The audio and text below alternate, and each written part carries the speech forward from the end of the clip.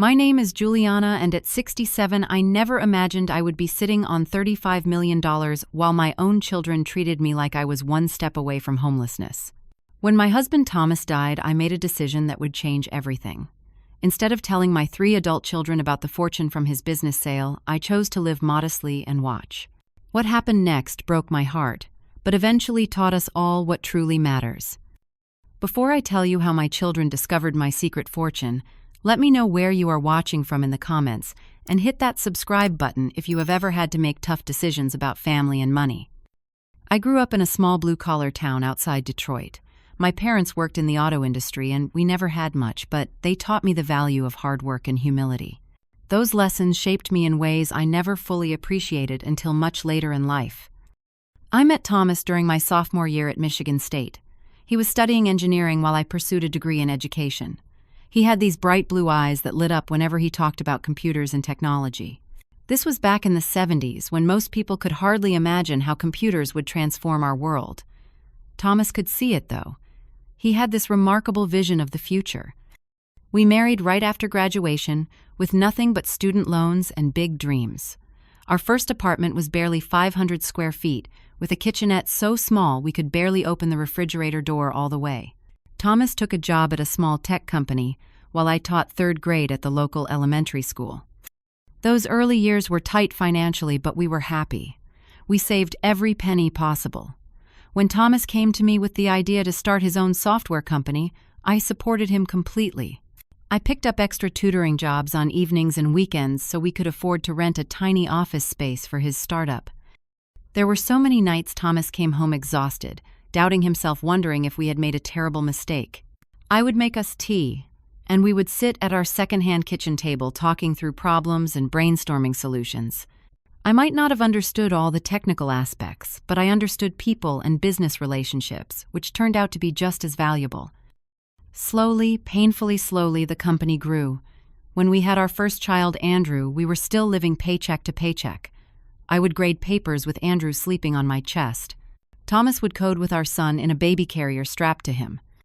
By the time Stephanie came along 3 years later, the business had started to gain real traction. We moved to a small house in the suburbs, though we were still careful with money. When Logan was born 4 years after that, the company had nearly 50 employees and had developed several successful software products for businesses. Even as our financial situation improved dramatically, Thomas and I made a conscious decision to live below our means. We upgraded to a larger home in a nice neighborhood, but nothing extravagant. We drove reliable cars, but not luxury brands. We took family vacations, but stayed at regular hotels, not 5-star resorts. We wanted our children to understand the value of money and hard work. Unfortunately, I now realize we failed in that mission. Perhaps it was impossible for children who grew up with increasing privilege to truly understand the struggles that shaped their parents. Despite our attempts at modesty, our children became accustomed to certain privileges: private school education, summer camps for specialized interests, college without student loans, starter homes with down payment assistance from us. They never knew true financial hardship. Thomas always said we should leave them enough to do something, but not enough to do nothing. We had planned to give most of our wealth to education initiatives and medical research. Thomas had even established a foundation for that purpose. Then came that terrible day. Thomas was only 65, still working, though he had stepped back from day-to-day operations. He was playing tennis, his favorite sport, when he collapsed from a massive heart attack. By the time the ambulance arrived, he was gone. The grief was overwhelming. For 45 years, he had been my partner in everything, my rock, my best friend, the father of my children. I felt like half of myself had been ripped away. The world became a fog of funeral arrangements, well-meaning visitors and casseroles I could barely bring myself to eat. What I didn't know then was that Thomas had been in final negotiations to sell his company to a larger tech corporation. The deal went through just 3 weeks after his funeral. As the majority shareholders, this left me with $35 million after taxes. I was still deep in grief when my financial advisor explained the details. The money felt meaningless without Thomas. What was I supposed to do with $35 million at 66 years old? Thomas and I had always planned for our future together. It was during this time, while still sorting through Thomas' belongings and legal paperwork, that I overheard a conversation between my children. They had gathered in Thomas' office after a memorial service, thinking I was resting in my bedroom. Andrew, always, the financial-minded one, was saying, "We need to make sure Mom gets proper advice on investing Dad's money. She has no idea about these things." Logan responded, "You mean our inheritance anyway, right? I mean, Mom won't need all that money." Then Stephanie, her voice carrying that entitled tone that had always bothered Thomas and me. "Mom still lives like it's the 1980s. Can you believe she still cuts coupons? With what Dad's company was worth, she could buy a penthouse downtown and still have plenty left over?" I stood frozen in the hallway, a stack of Thomas' old sweaters in my arms, listening to my children discuss my money. Not once did they mention their father's legacy or what he might have wanted for his wealth. Not once did they consider that I might have my own plans or desires. In that moment, something shifted inside me. A decision crystallized. They would not know about the $35 million. Not yet. First, I needed to see who they truly were when they thought I had just enough to get by. Let me tell you about my 3 children, so you'll understand what happened next. Andrew, my oldest at 42, followed his father into the business world, but not with Thomas' inventive spirit. He went into investment banking, chasing wealth rather than creating value. He lives in a house too large for his family of 4 drives, an imported sports car, and somehow always needs just a little more. Over the years, he has approached Thomas and me for loans for everything from business ventures to vacation properties, each time assuring us it was a sure thing. Some paid off, many didn't, but he never seemed to learn financial prudence. Stephanie, 39, married Eric, a successful surgeon, and has fully embraced a lifestyle of country clubs and charity galas. She has 3 children who attend the most exclusive private school in the city. She has always measured her life against others, constantly upgrading her home, her car, her wardrobe to keep up with her social circle. When we would visit, she would give backhanded compliments about how refreshing my simple fashion sense was, or how she admired my ability to be content with less. Then there's Logan, my youngest at 35, an artist with genuine talent but little business sense or discipline. He moves between painting, sculpture, and digital art, never committing long enough to build a reputation in any medium. He has the warmest heart of my children, but also a knack for emotional manipulation, particularly when he needs money for rent, a new laptop, or art supplies. He has made a lifestyle of asking for help, while promising that his big break is just around the corner. I love my children deeply, but in the weeks after Thomas' death, I saw with painful clarity how their relationship with money had shaped their relationship with us. And I wondered, with Thomas gone, would they see me as their mother or just the keeper of their inheritance? 3 months after Thomas' funeral, I made my announcement. I had invited all 3 children and their families to Sunday dinner at our family home, the 5-bedroom colonial where we had lived for the past 20 years. I had prepared Thomas' favorite meal, beef bourguignon, a recipe he'd perfected over decades of marriage. As we sat around the dining room table that held so many memories, I shared my decision. "I'm selling the house," I said, watching their expressions carefully. "It's too big for just me, and the maintenance is becoming overwhelming." Andrew immediately leaned forward. "That's a smart financial move, Mom. Property taxes in this neighborhood are ridiculous. We can help you find a good realtor who will get top dollar." I could see the calculations running behind his eyes, estimating the house's value, and likely his share of the proceeds. Stephanie looked stricken. "But Mom, all our family memories are here.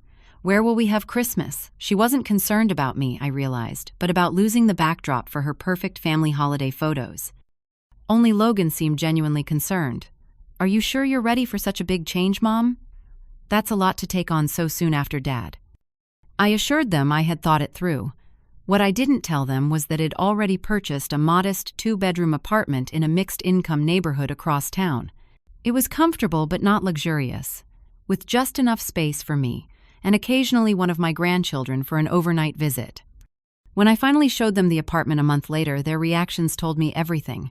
Andrew walked through with a critical eye, pointing out the building's age, the outdated kitchen, the lack of security features. Stephanie could barely hide her horror at the Formica countertops and vinyl flooring. She kept saying things like, "Well, I guess it's cozy," in a tone that dripped with pity.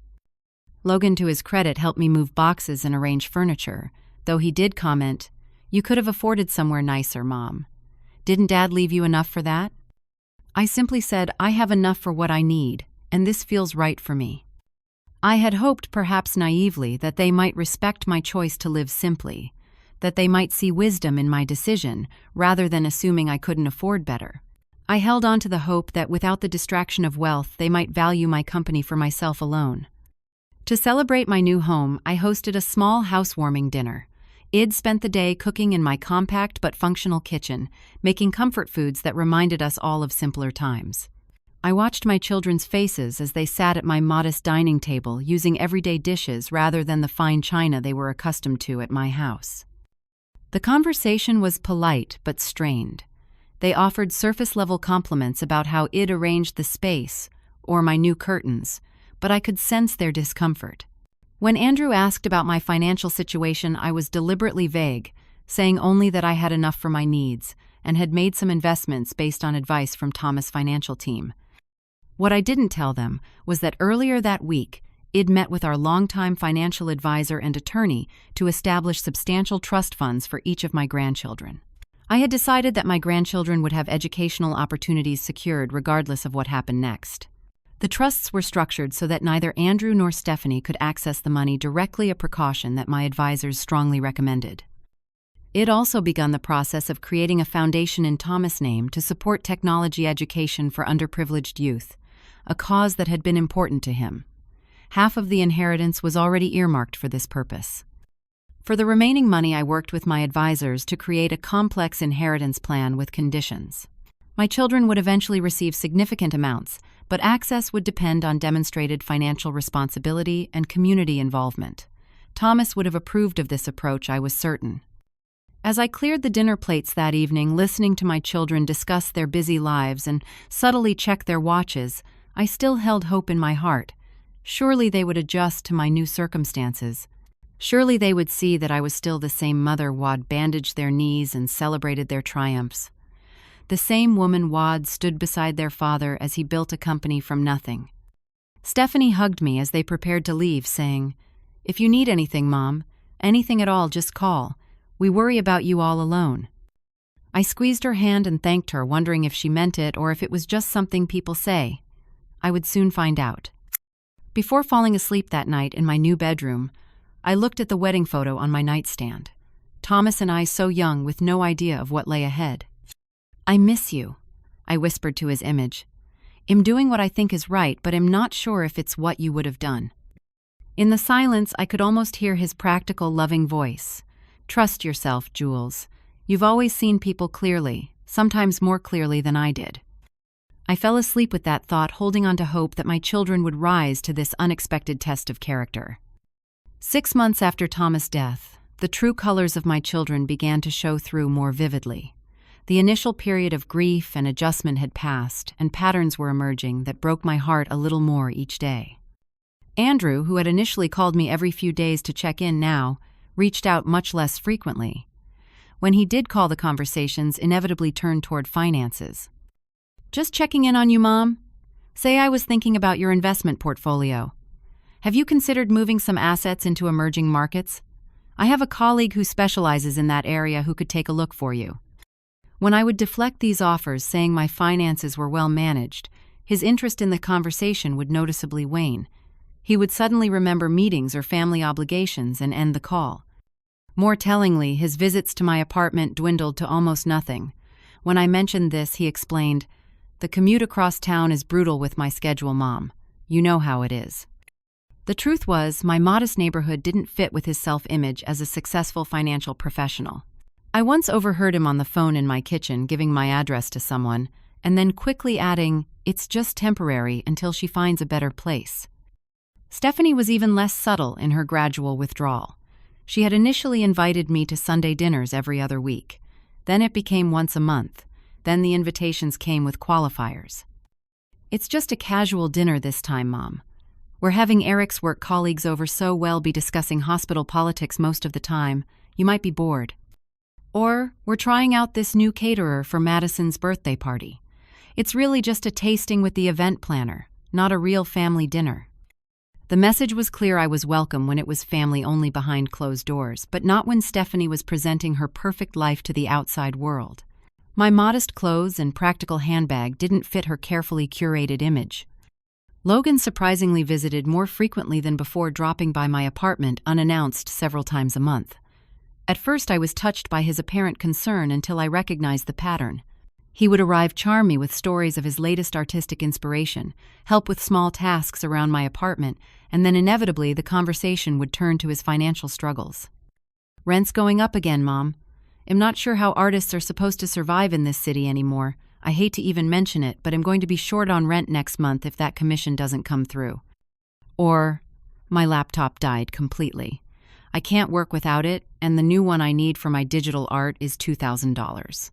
I wouldn't ask if it wasn't essential for my career." Each time I would provide a smaller amount than requested, explaining my limited budget. Each time he would accept what I offered with a mix of gratitude and barely concealed disappointment, promising to pay me back soon. The repayments never materialized. The most revealing event came at Thanksgiving, which Stephanie hosted at her sprawling suburban home. The house was decorated like a magazine spread with professional floral arrangements and place settings that must have cost more than my monthly grocery budget. I had brought homemade cranberry sauce and pumpkin pies, made from Thomas' mother's recipes. Stephanie thanked me but discreetly relocated my offerings to a side table, replacing them with catered versions at the main dining table.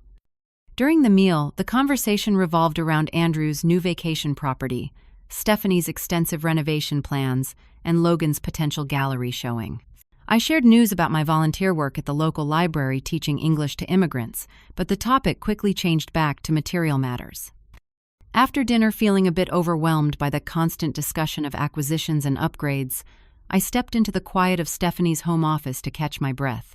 The door was partially open to the adjacent sitting room, where my children had gathered with drinks, not realizing I could hear them. "Mom seems to be getting more frugal."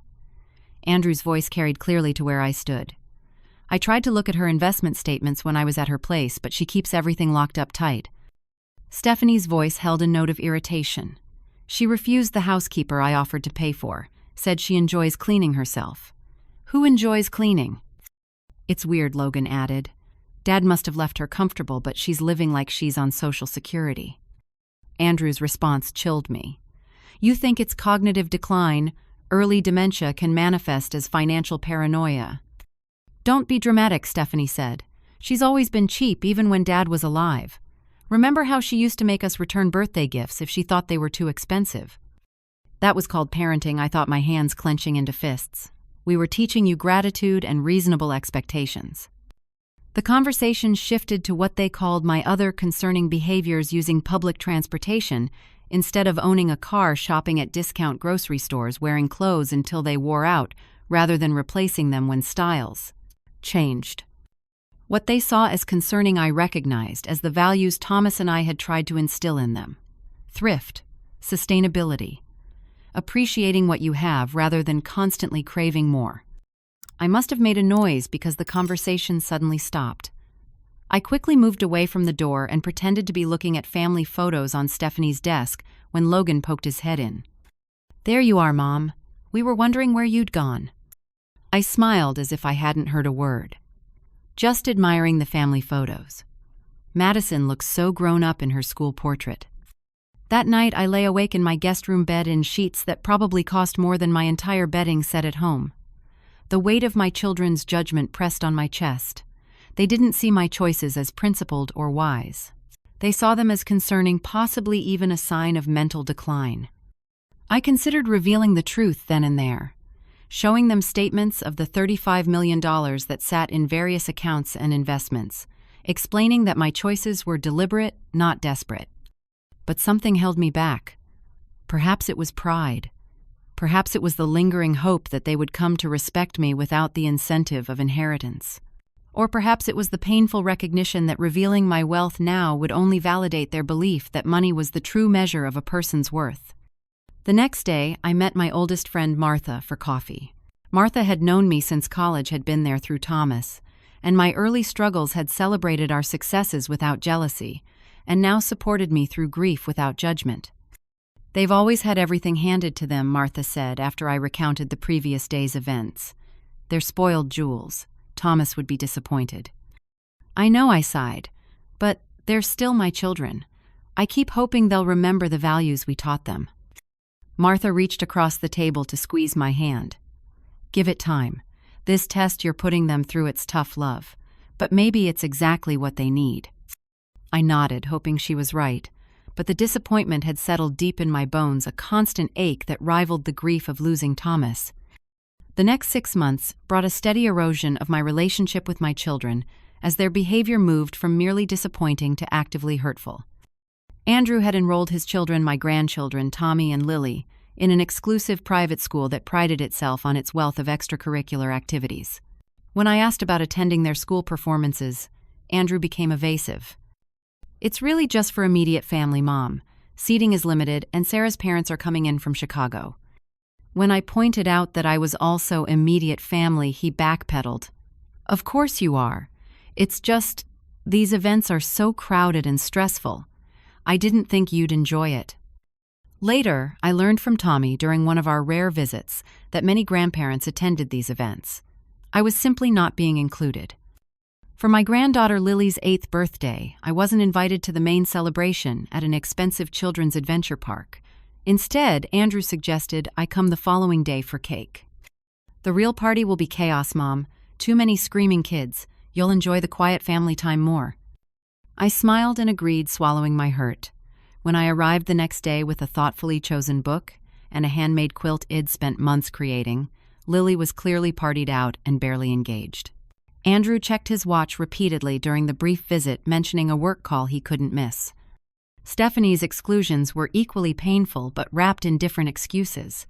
There was the family portrait session I wasn't invited to join, the last-minute change to her son's birthday celebration that somehow wasn't communicated to me until after the event, and most painfully being completely forgotten for a milestone. Family reunion on Eric's side.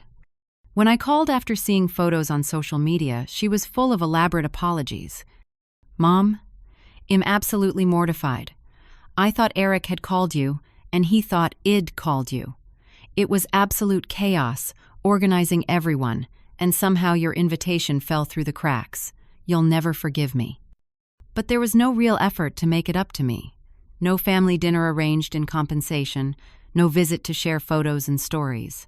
Just a dramatic apology that somehow made her the victim of the situation through her excessive guilt. I noticed, too, that my photographs were disappearing from display in both Andrew's and Stephanie's homes. Pictures of Thomas remained prominently featured, but recent photos of me were conspicuously absent. When I visited Stephanie's home in March, I noticed that a large family photo from last Christmas had been replaced with a professionally taken portrait of just Stephanie, Eric, and their children. Logan continued his pattern of visits, followed by requests for money, but with increasing urgency and larger sums. The most painful incident came when I discovered Head pawned a family heirloom.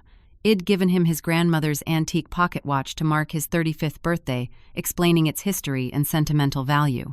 3 months later, while helping him look for a lost phone in his cluttered apartment, I noticed it was missing from the special box I'd provided for it. When confronted, he became defensive, then tearful. "You don't understand how hard it is, Mom. I had to make rent or face eviction. I was going to buy it back as soon as I sold some pieces at the gallery." I offered to help him retrieve it from the pawn shop immediately, but he admitted it was already too late. The watch had been sold to a collector. Seeing my expression, he promised to create a special art piece for me to make up for it, but like so many of Logan's promises, this one evaporated once the immediate crisis of my disappointment had passed. Christmas that year was particularly difficult. I had carefully selected thoughtful gifts for everyone staying within my supposedly limited budget, but choosing items that showed how well I knew and loved each family member. For Andrew, books by his favorite historical author. For Stephanie, handcrafted earrings from an artisan she had once admired. For the grandchildren, quality toys that encouraged creativity rather than the latest expensive electronic gadgets. The children were polite but clearly underwhelmed. Andrew's wife, Sarah, barely concealed her disappointment, whispering to him when she thought I couldn't hear, "We can exchange them tomorrow." Meanwhile, their gifts to me were telling. Andrew and Sarah gave me a gift card to a department store. Stephanie and Eric presented me with an emergency alert pendant for seniors. Logan forgot a gift entirely promising to bring it next time he visited. After the gifts, I overheard Andrew and Eric discussing retirement communities and assisted living facilities with surprising knowledge of specific locations and costs. Sunset Pines has a great reputation, and their payment plans are reasonable, Andrew was saying. They have different levels of care, so she could start independent and transition if needed. Eric nodded. We looked into it for Sarah's mother. The monthly cost is manageable for someone on a fixed income if they sell their property first. It was clear they weren't just speculating. They had researched these options specifically with me in mind. The realization that my children were actively planning my warehousing hit me with unexpected force. I was only 67 in excellent health, active in my community, and completely capable of independent living. Yet they were discussing my future as if I were infirm and incapable. The contrast between my children's behavior and that of my neighbors in my modest apartment building became increasingly stark. Mrs. Patel from next door regularly brought me homemade chai and checked in after noticing I hadn't collected my newspaper. Young Tony from downstairs helped carry my groceries and refused payment, saying his mother had raised him right. The building superintendent, Mr. Reynolds, fixed my leaky faucet promptly and stayed for a cup of coffee and conversation about his grandchildren. These were people who had no expectation of inheritance, no obligation of family ties, yet showed more genuine care and concern than my own children. The final blow came when I discovered that my photo had been removed from Stephanie's bedroom hallway, where she kept a gallery of family images. When I asked about it, her 7-year-old daughter Madison answered before Stephanie could formulate an excuse. "Mommy said that picture of Grandma didn't match the new frames," she said innocently. Stephanie's face flushed. "I was going to get it reframed, Mom. It's just temporary." But we both knew it wasn't. I had become an aesthetic inconvenience in my daughter's carefully curated life. Perhaps most hurtful was a conversation I overheard between Andrew and his wife when they thought I was napping during a rare visit to their home. They were discussing my ability to care for their children. "I'm not sure we should leave the kids with her alone anymore," Sarah said. "Last time she took them on the city bus to the public library. Anyone could have been on that bus." Andrew agreed. "She's not making good decisions lately. Remember how she wanted to take them to that free concert in the park instead of the Disney on Ice tickets we bought?"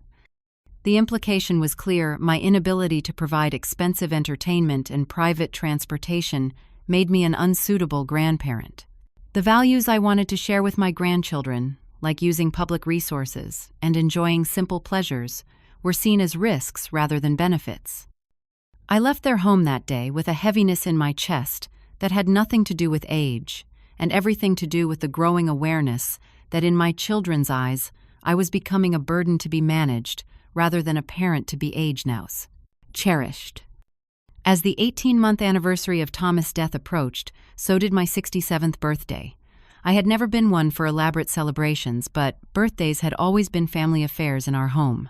Thomas had established traditions for each of us, insisting that birthdays were opportunities to express appreciation for a person's place in our lives. For my birthday, he would always wake me with coffee and a single perfect rose. There would be a small, thoughtfully chosen gift at breakfast. In the evening, the whole family would gather for a special dinner, often at home, rather than a restaurant, because Thomas believed celebrations were more meaningful in personal spaces. This would be my second birthday without Thomas, and I found myself longing for those family traditions, for the warmth of being surrounded by those who supposedly loved me.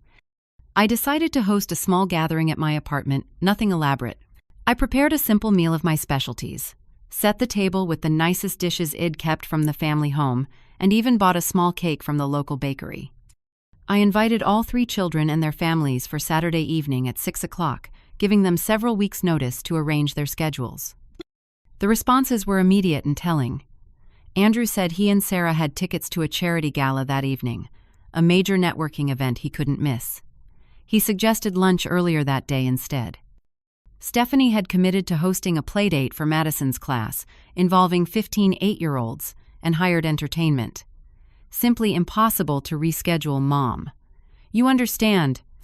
Only Logan agreed to come to dinner as planned.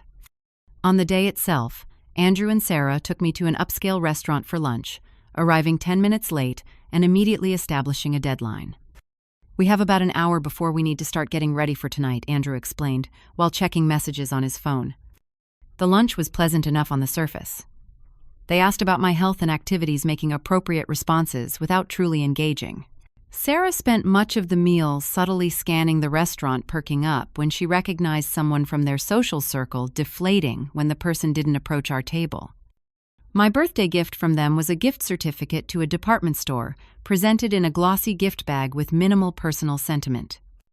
I thanked them, sincerely refusing to let their detachment dim my spirits. When we parted outside the restaurant, Andrew's hug was brief and distracted. "Enjoy your dinner with Logan tonight, Mom. Sorry again we can't make it." Stephanie didn't manage to see me in person at all. She sent a large flower arrangement to my apartment with a card signed by her entire family, their names clearly all written in her handwriting.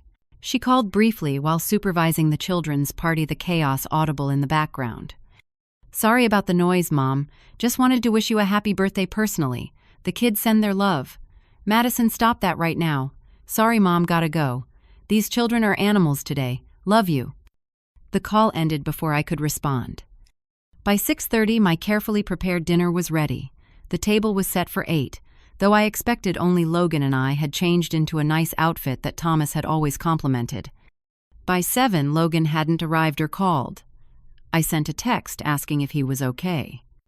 At 8, as I was wrapping the cooling food, my phone pinged. "So sorry, Mom. Got caught up in the studio. Completely lost track of time. Still coming, just need to clean up." He arrived at 8:30, full of elaborate explanations and effusive apologies. I reheated a plate for him, put on a smile, and tried to salvage the evening. Logan ate quickly, complimenting the food between large bites. He presented no gift, promising instead that he was working on something special that wasn't quite finished. After eating, he glanced at his watch repeatedly.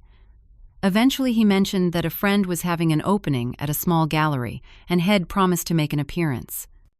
"You wouldn't enjoy it, Mom. Crowded, noisy, lots of standing around. But he'll come by tomorrow and we can have a proper visit, okay?" He was gone by 9:30, leaving me alone with a table full of uneaten food and the echoing emptiness of my apartment. I sat in the silence, looking at the 4 missed calls from friends from my volunteer work and book club calls I hadn't answered because I was preparing for family who didn't come. Martha had also called, probably to wish me happy birthday, but I couldn't bring myself to return the call and describe the evening. For the first time since Thomas' death, I allowed myself to cry without restraint. Not just for the birthday disappointment, but for the gradual loss of my relationship with my children. For their transformation from the loving, if somewhat entitled people I'd known, into these distant, dismissive adults who saw me as an obligation rather than a mother. 2 weeks later, I experienced a minor stroke. It happened during my morning walk, a sudden weakness in my right side, and difficulty finding words. A kind stranger called an ambulance, and I was rushed to the hospital. The doctors were optimistic, assuring me that I'd sought treatment quickly enough to prevent permanent damage. Still, they wanted to keep me for several days of observation and tests. I called Andrew, first reaching his voicemail. I left what I thought was a clear message about my condition and location. Then I called Stephanie and Logan with similar results. 6 hours passed before Andrew returned my call. He was in an important client meeting, he explained, and had just seen my message. "A stroke. Are you sure, Mom? Sometimes older people can get confused about medical terminology." His dismissive tone hurt more than my lingering headache. "The doctors called it a minor stroke, Andrew. At Mercy General. They're keeping me for a few days." He promised to visit as soon as his schedule permitted. Stephanie called shortly after having heard from Andrew rather than checking her own messages. "Oh my God, Mom, Andrew said you're in the hospital. Is someone with you? Should I call someone?"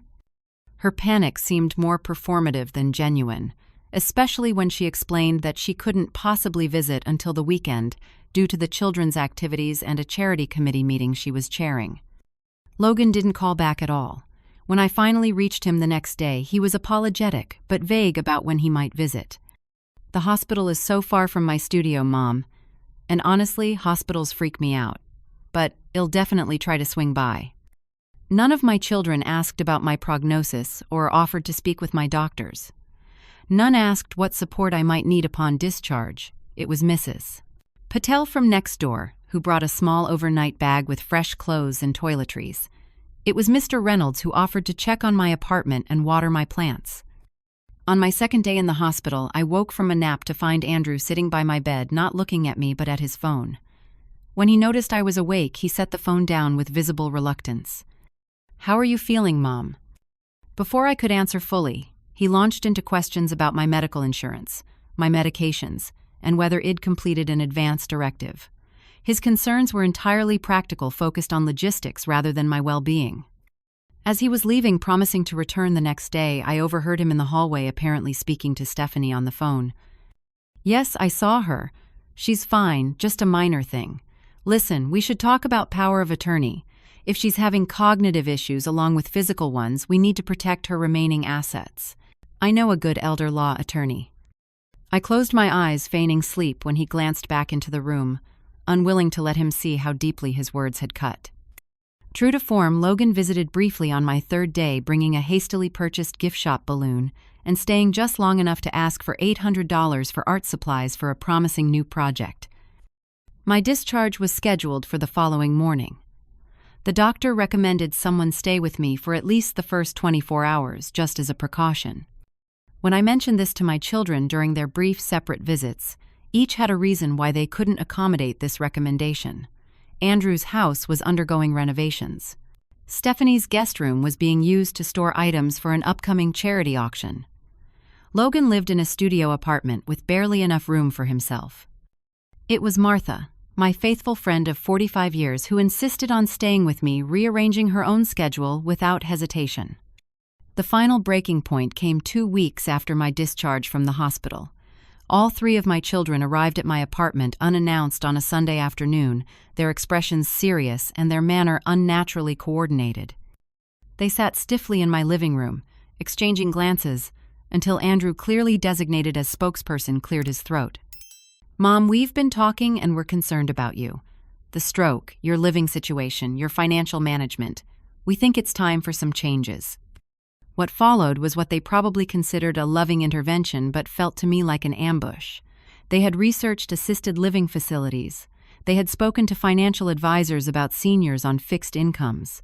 They suggested selling my car and my remaining jewelry to create a contingency fund for future medical expenses. Most insulting of all, they had brought brochures for a facility called Sunset Meadows, which Andrew described as perfect for seniors who want independence but need a little help. The brochure showed smiling elderly people, at least 15 years my senior, engaged in sedate activities like bingo and watercolor classes. "We can help you sell or donate most of your furniture," Stephanie added, "since the apartments there are compact but efficient." Logan, attempting to be supportive, said, "They're pet-friendly, Mom. You could finally get that cat you've talked about." I looked at my 3 adult children, people I had raised with love and sacrifice, people Thomas and I had tried to instill with values beyond material wealth. I looked at them and saw strangers who viewed me as a problem to be solved rather than a person to be respected. In that moment, something inside me shifted. The last remnants of my patience, my hope that they would change without intervention, crumbled away. The time for my test was over. They had failed spectacularly and completely. I stood up slowly, my voice steadier than it had been in months. "Thank you for your concern," I said. "But I won't be needing an assisted living facility. What I need now is for all of you to meet me at Harriman Financial Advisor's office tomorrow at 2 p.m. I'll text you the address. There's something important we need to discuss about your father's estate and my financial situation." The next morning, I arrived at Harriman's office an hour early to prepare with David Harriman himself, who had been Thomas' financial advisor for 20 years and now managed my affairs, along with Patricia Winters, my attorney. I had called them both immediately after my children left, explaining that the time had come for full disclosure. They had been aware of my test from the beginning, though David had expressed concerns about my approach. "Are you certain about this timing, Juliana?" he asked as we reviewed the portfolio summaries he had prepared. "Absolutely certain, David. I've seen everything I need to see about their character. Now it's time they see the truth about my situation." The conference room was immaculate, with floor-to-ceiling windows overlooking the city. I chose to sit at the head of the polished mahogany table with David and Patricia flanking me. We arranged folders at each of the other places, containing individualized financial information relevant to each child. Andrew arrived first precisely on time, dressed in a business suit, and visibly curious about the unexpected meeting. He attempted to engage David in small talk about market conditions, clearly trying to establish himself as financially literate. Stephanie arrived 5 minutes late, apologizing profusely and explaining about school pickup complications. She was dressed as if for a luncheon in a designer outfit he'd never seen before. Logan was the last to arrive 15 minutes after the appointed time, slightly disheveled, and immediately drawn to the impressive artwork on the conference room walls. When they were all seated looking expectantly at me, I nodded to David, who distributed the folders. "Before you open those, I said I want to explain why we're here. After your father's death, I made a decision to keep certain information from you. I wanted to see how you would treat me if you believed I was in reduced circumstances." Andrew's expression shifted from curiosity to confusion. Stephanie glanced nervously at Patricia, perhaps wondering if she was a geriatric social worker rather than my attorney. Logan simply looked bewildered. "Please open your folders," I said quietly. They did, and the room fell completely silent as they stared at the documents before them. Andrew's folder contained a complete accounting of the $35 million inheritance, including investment returns that had actually increased the total over the past 18 months. It also detailed the educational trusts established for his children with him, specifically excluded from access. Stephanie's folder contained similar inheritance information, along with a record of her children's trusts. It also included documentation of the foundation established in Thomas' name, which would support technology education for underprivileged youth.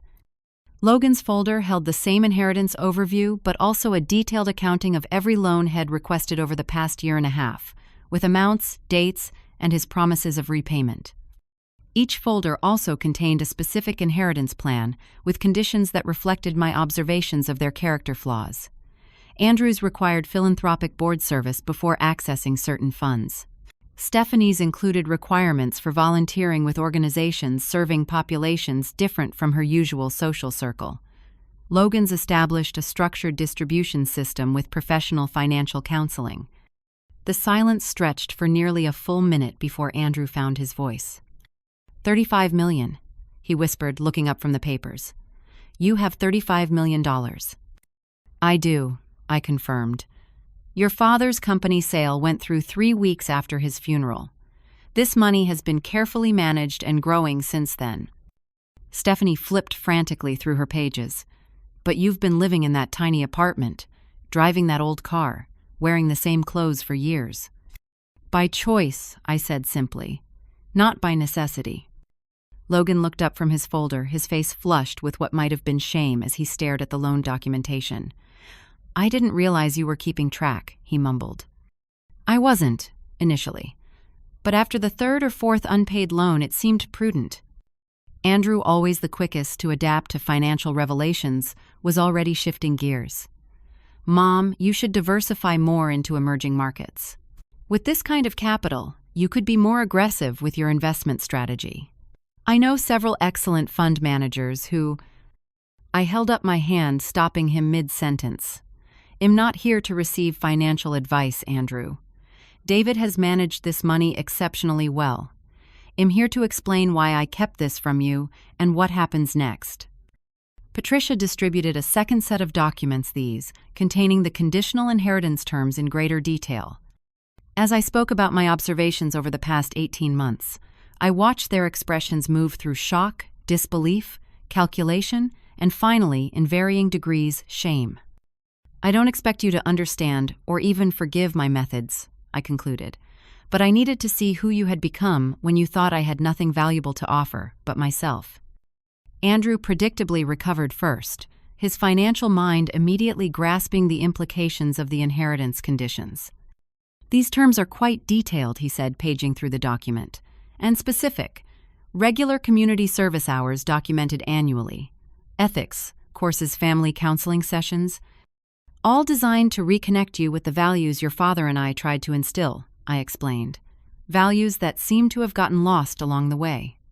Stephanie, always sensitive to social judgment, had tears streaming down her face. I can't believe you thought so little of us that you had to test us like this, she said, her voice trembling. On the contrary, I replied gently. I thought so highly of you that I was shocked by how you've treated me. This wasn't a trap, Stephanie. It was an opportunity to show your true character without the influence of money.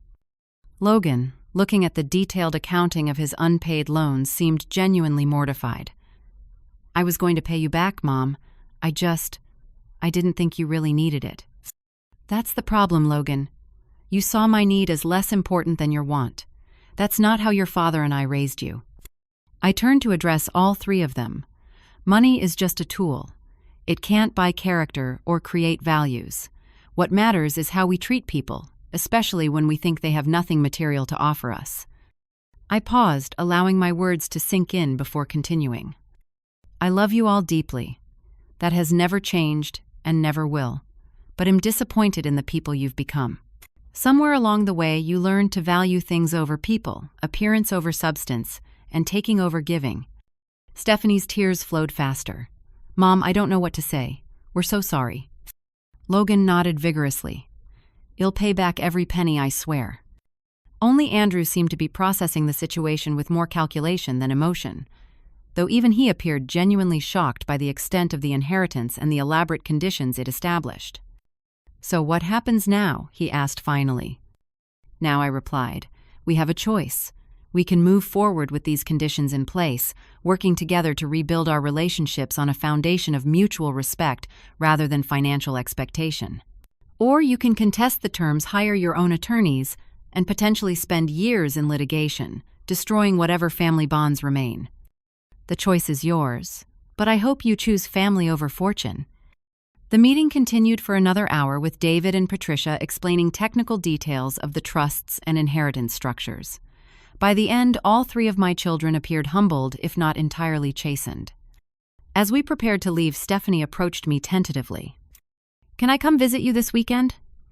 Just to talk. I'd like that very much, I told her. Andrew shook David's hand with newfound respect, then turned to me. I underestimated you, Mom. I won't make that mistake again. Logan hung back until the others had left, then embraced me awkwardly. I'm really sorry about Grandma's watch, he said, his voice catching. I'll find a way to get it back, I promise.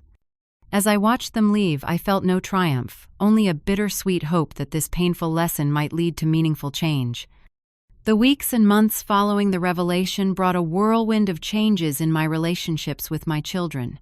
Their initial reactions once the shock wore off were predictably varied and consistent with their personalities. Andrew immediately began researching the legal soundness of my inheritance conditions, consulting discreetly with colleagues before concluding that challenging them would be both expensive and unlikely to succeed. He approached the situation as he did everything analytically, and with an eye toward the best return on investment. In this case, he calculated that cooperation would yield better results than confrontation. His first genuine step toward redemption came unexpectedly. He invited me to Tommy baseball game, picking me up personally rather than suggesting I meet them there. During the drive, he attempted an apology in his somewhat stilted way. I may have been overly focused on the financial aspects of retirement planning, he said, staring straight ahead at the road. My intentions were good, but my approach was perhaps insensitive. Coming from Andrew, this was the equivalent of tearful contrition. I accepted it with a simple thank you for saying that, continuing to give him space to find his way back to authenticity. The true breakthrough with Andrew came during a family dinner at his home, when his son Tommy asked innocently why I hadn't been at his school play months earlier. I thought you didn't want to come, Grandma, Tommy said, confused. Before I could respond, Andrew stepped in with unexpected honesty. That was my mistake, buddy, he told his son. I didn't invite Grandma because I was being thoughtless. It won't happen again. The look we exchanged over Tommy's head contained volumes. It was the first time Andrew had taken full responsibility without qualification or excuse. Stephanie's transformation was more dramatic and immediate, in keeping with her emotional nature. She arrived at my apartment the weekend after the revelation with tears, apologies, and grand plans for making amends.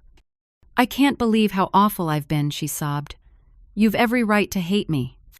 "I don't hate you, Stephanie. I raised you. I love you. I just want you to remember the values that matter." She threw herself into compliance with the inheritance conditions, signing up for volunteer opportunities with such enthusiasm that I gently suggested she might be overcompensating. The most meaningful change came when she invited me to a dinner party at her home.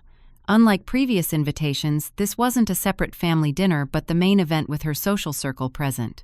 She introduced me proudly to her friends, solicited my opinions during conversations, and prominently displayed a new family photo that included me in the central position. When one of her friends made a subtly condescending remark about my simple dress, Stephanie surprised me by responding firmly. "My mother taught me that elegance comes from how you treat people, not what you wear," she said with quiet dignity. "I've been trying to relearn that lesson lately." Logan's journey was perhaps the most difficult, but also the most profound.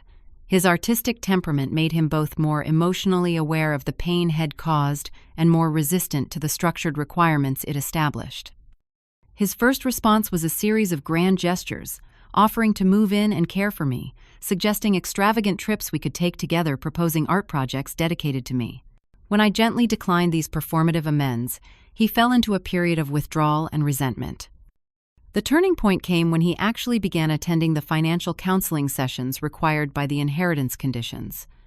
The counselor, a wise woman who specialized in artists and creative professionals, helped him see the connection between financial responsibility and creative freedom. Most surprisingly, Logan actually managed to track down his grandmother's antique pocket watch. He spent months searching online auction sites and contacting collectors, eventually locating it in another state. He paid far more to recover it than had received when pawning it using money he earned through commissioned artwork rather than asking me for funds. When he presented it to me, newly cleaned and in a proper display case, we both cried. "I didn't understand what it meant," he said simply. "Now I do." For my part, I made my own adjustments. I moved from the modest apartment to a comfortable but not ostentatious condominium in a central neighborhood, one that reflected my actual financial situation while maintaining the values of simplicity and practicality that Thomas and I had always shared. I established regular traditions with my grandchildren, taking each one individually on educational adventures that required no money but yielded rich experiences. We explored museums during free admission hours, discovered hidden city parks, and volunteered together at community gardens and food banks. These experiences gave us precious time together and allowed me to share values that can't be purchased. The Thomas Wilson Foundation for Technology Education became a family project with each of my children contributing their unique skills. Andrew provided financial oversight, Stephanie organized fundraising events, and Logan designed arts integration programs. Working toward a common goal that honored their father's legacy helped heal many of the wounds we'd inflicted on each other. Throughout this period of family reconciliation, I maintained my friendships with Martha Mrs. Patel, Mr. Reynolds, and others who'd shown me kindness when they believed I had nothing material to offer. These relationships remained precious reminders that genuine connection transcends financial considerations. Nearly 2 years after the Revelation meeting, Andrew invited me to dinner at his home, just the two of us. After the meal over coffee, he made a confession that surprised me. "You know what really bothered me about your test," he said, studying his cup. "Not that you hid the money or even that you watched us fail so badly. It was that you were right to do it." I waited, sensing he had more to say. "I've been obsessed with financial security my entire adult life," he continued. "After Dad died, I was already calculating what my share of his estate would be. I thought I was being prudent, but I was really just greedy." His eyes met mine directly. "I think it's because I never felt I measured up to him. Money became my way of proving my worth." It was a moment of vulnerability rarely seen from my oldest child, a glimpse of self-awareness that gave me hope. "Your father was proud of your accomplishments, Andrew," I told him, "but he valued your integrity above your income. I think you're beginning to understand that now." Stephanie showed her growth in different ways. She began declining social invitations that conflicted with family commitments. She spoke less about acquisitions and more about experiences. Most tellingly, she started a mentorship program at Madison's exclusive private school, pairing privileged students with peers from underserved communities, creating bridges across the social divides she had once so carefully maintained. Logan perhaps traveled the furthest. The financial counseling helped him establish a sustainable business model for his art, one that allowed him to maintain his creative integrity while actually paying his bills. He became more reliable, more considerate, and more grateful. He still occasionally asked for loans, but now they were formalized with proper documentation and repayment schedules which he honored. Most meaningful to me was a conversation we had during a walk in the park near my new condominium. "You know what I realized, Mom?" he said, hands in his pockets. "When I thought you had almost nothing, I still asked you for money. I prioritized my wants over your needs. That's about as selfish as a person can get." "We all have blind spots, Logan," I replied. "The question is whether we have the courage to see them when they're pointed out." He nodded thoughtfully. "If Dad could see us now, what do you think he'd say?" I smiled, feeling Thomas' presence in that moment more strongly than I had since his death. He would say that family wealth isn't measured in dollars, but in how we value each other, that no inheritance is worth more than genuine love and respect, and that it's never too late to become the people he always believed we could be. My journey from grief through disappointment to eventual reconciliation taught me lessons I never expected to learn in my 7th decade of life. I learned that money doesn't create character flaws, but rather reveals what already exists beneath the surface. I learned that genuine change is possible, but requires both confrontation and compassion. Most importantly, I learned that family bonds can be damaged, but also repaired sometimes, emerging stronger for having been tested. I still miss Thomas every day. I still sometimes feel the ache of those 18 months when my children treated me as an inconvenient afterthought rather than a cherished parent. But I also feel gratitude for the painful clarity that experience provided and the opportunity for genuine transformation that followed. True wealth, I now understand more deeply than ever, has little to do with bank statements and everything to do with how we treat those around us, especially when we believe they have nothing material to offer in return. What about you? Have you ever had to make difficult decisions about family and money, or discovered something important about yourself during a challenging time? Share your experiences in the comments below. And if this story resonated with you, please like and subscribe for more reflections on family values and the unexpected lessons life teaches us at any age. Thank you for listening to my story. And remember that it's never too late to realign your life with your deepest values.